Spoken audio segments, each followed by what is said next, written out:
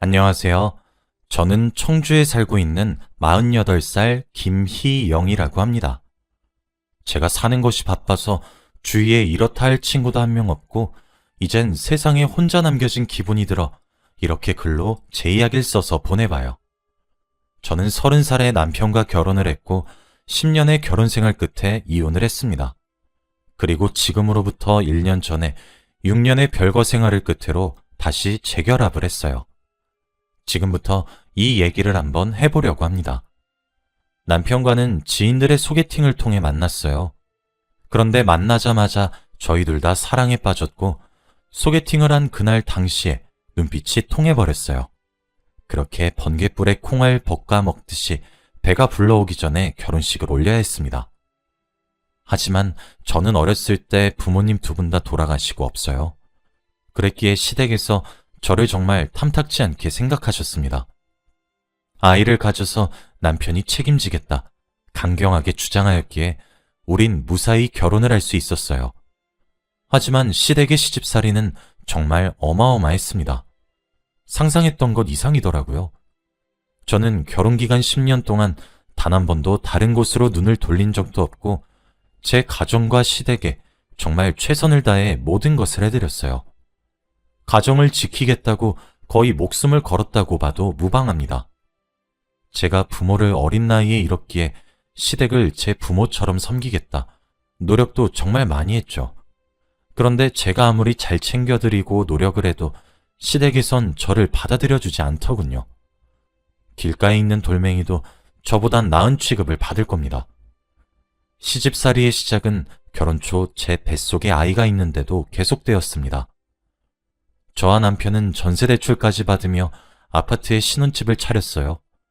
아무래도 신혼생활 없이 바로 아이와 함께 살게 될 것이다 보니까 좀 더 안전하고 괜찮은 환경에서 자라게 하고 싶었던 저와 남편의 욕심이었죠. 저희가 결혼할 적에 시댁에선 아무런 지원도 해주시지 않으셨습니다. 저는 당연히 이해했어요. 저희가 만나서 저희 스스로 가정을 일구어내야 되는 것이 맞다고 생각했거든요. 그런데 저희가 아파트에 입주하고 2달 뒤에 저희 아랫집으로 누가 이사를 오셨는지 아시나요? 바로 시부모님들이셨어요. 그때부터 정말 지옥이 펼쳐졌습니다. 시부모님은 제게 일을 그만두고 집안일을 배우라 하셨죠. 어린 나이에 부모도 없이 홀로 컸을 테니 배움이 모자랄 것 같다면서요. 항상 그러셨습니다. 특히 시어머니는 제게 쓴소리를 하실 때면 매번 부모 없이 컸던 네가 뭘 그리 잘 알겠니? 라고 덧붙이셨죠. 그 말이 참 상처였습니다. 그 시절 멍청했던 저는 제가 열심히 노력하면 시부모님께 이쁨 받을 수 있을 거란 착각에 빠져 정말 일을 그만두었어요. 남편이 출근하고 나면 저는 아랫집 시댁으로 내려가 밥을 차려드리며 검사를 받아야 했죠. 제가 조금이라도 늦게 내려가면 불호령이 떨어졌어요. 제가 아무리 열심히 요리를 하고 청소를 하며 쓸고 닦아도 항상 시부모님은 못 배워서 그런가 영 별로구나 라고 하셨습니다. 갈비찜을 한번 한 적이 있었는데 너무 달다고 하시더라고요. 근데 제가 그때 처음으로 갈비찜이 달지 그럼 써야 돼요? 라고 말대꾸를 저도 모르게 한번 했다가 진짜 한 달 정도를 우려가며 괴롭히셨어요. 청소하고 나면 검사도 받아야 했고, 남편은 하늘이자 기둥이니 항상 낮은 자세로 모셔야 된다고 설교를 몇 시간이나 들어야 했습니다. 신랑이 없는 틈을 타서 저희 신혼집에 불쑥불쑥 찾아오기도 했고, 밖에서 돈도 안 벌어오는 주제에 따뜻한 물로 설거지 그릇을 불린다고 보일러도 못 틀게 하셨어요. 옛날엔 다 강에서 설거지를 하셨다면서요. 비슷한 일로 이불 빨래를 임산부인 저보고 직접 빨게 하시더군요.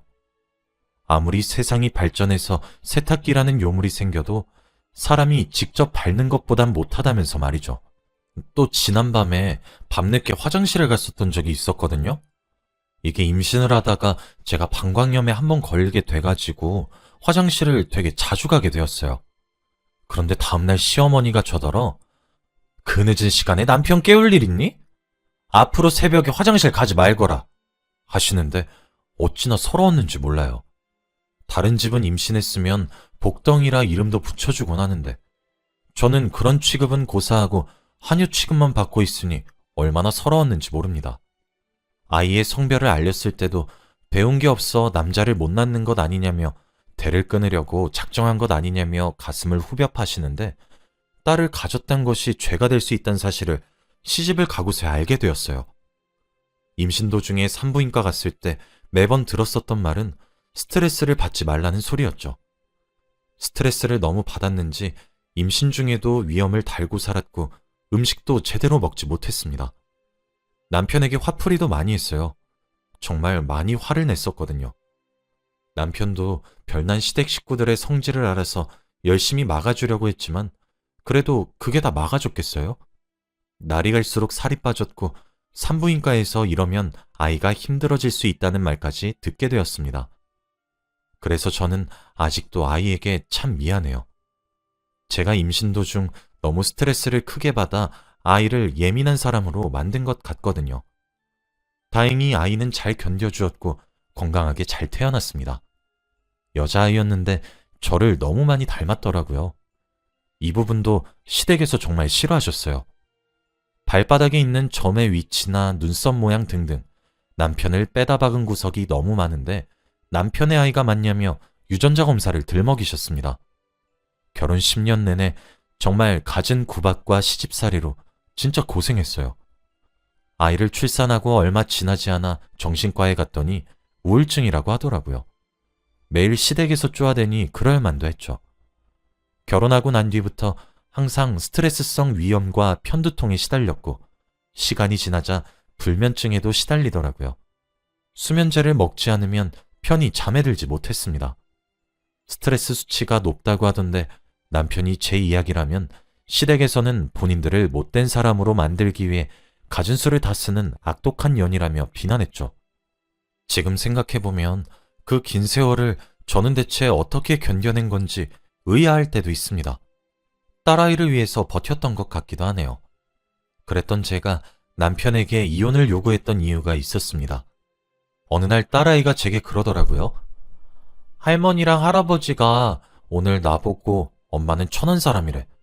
엄마, 천한 사람이 무슨 뜻이야? 라고 말이에요. 저는 그때 깨달았죠. 아, 소용이 없구나. 그날 밤 남편에게 이혼을 요구했습니다. 더 이상 이렇게 살고 싶지 않고 살아갈 자신도 없다고요.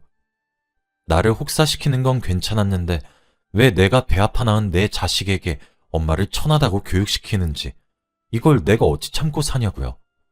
그러니 제발 나 숨 좀 쉬고 살 수 있게 놔달라고 했죠. 남편은 제정신이냐고 이혼은 절대 해줄 수 없다고 했습니다.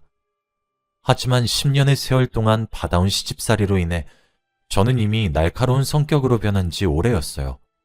서로 고성이 오가며 싸우기 시작했죠. 이러다 말라 죽겠다고 당신은 날 죽이기 위해 결혼을 한 것이냐며 고래고래 소리를 질렀습니다. 처음엔 서로 악을 지르며 싸웠다가 눈물을 흘리며 애원했다가 살려달라고 빌어도 받다가 그렇게 애걸복걸 이혼을 구걸했어요. 몸만 나가도 좋으니 제발 절 좀 놔달라고 말이에요. 남편은 제가 이혼해달라 비는 모습에 끝내 이혼 서류에 도장을 찍어주었습니다. 10년 동안 조금씩 하루하루 말라가는 제 모습이 안쓰러웠나 봅니다. 제게 많이 미안하다고 이젠 욕심을 부리지 않겠다며 통장 하나를 쥐어주며 도장을 찍어주었어요.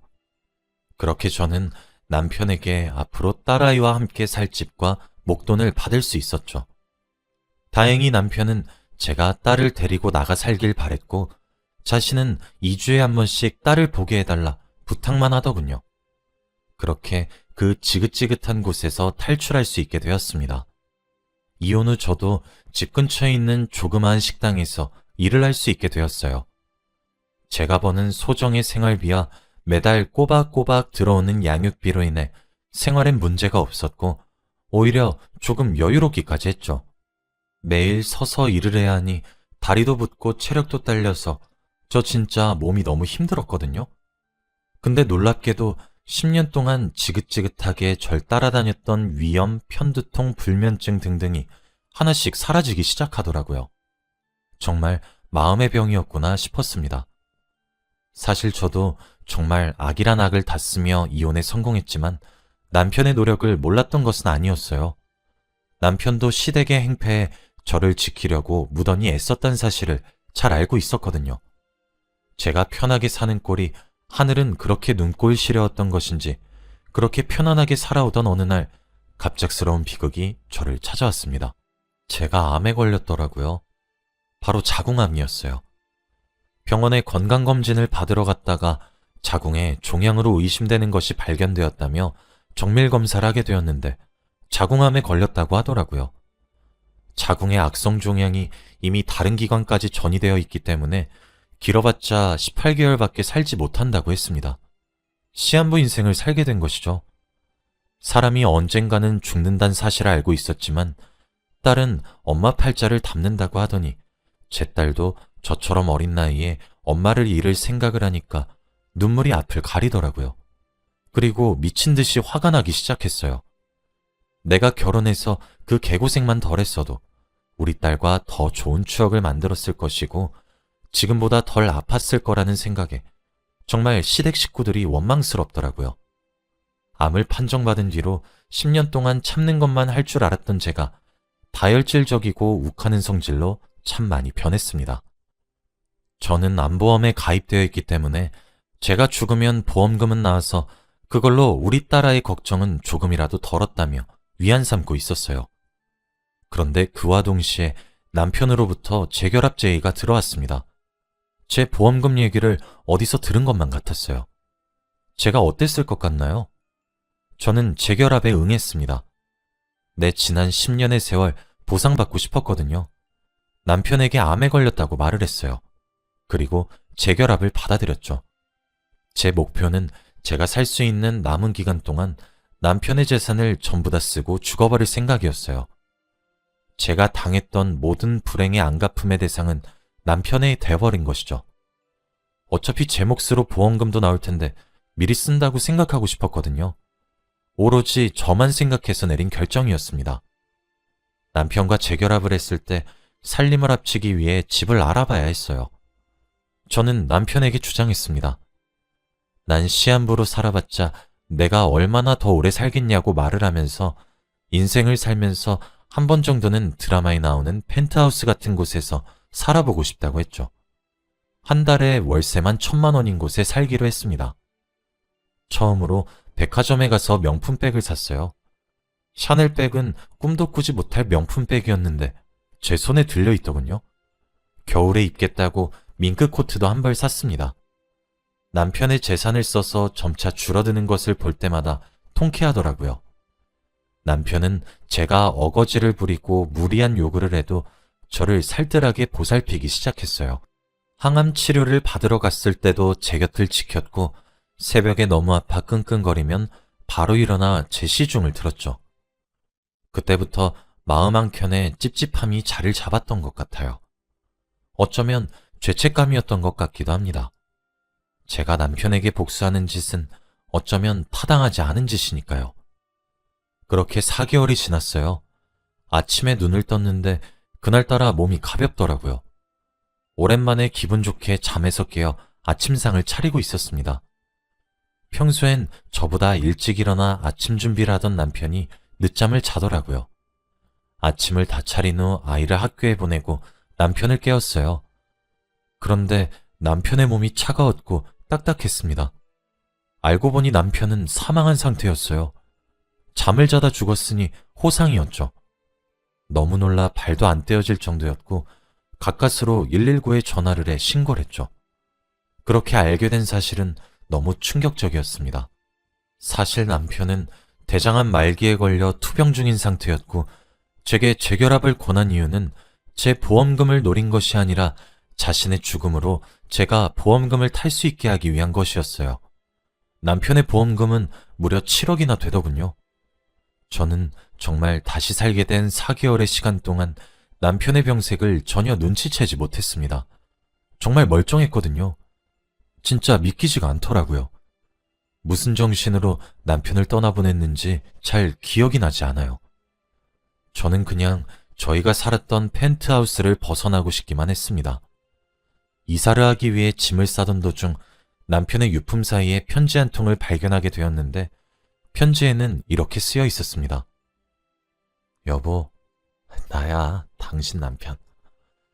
당신을 만났었던 그날의 봄을 아직도 난 잊지 못해.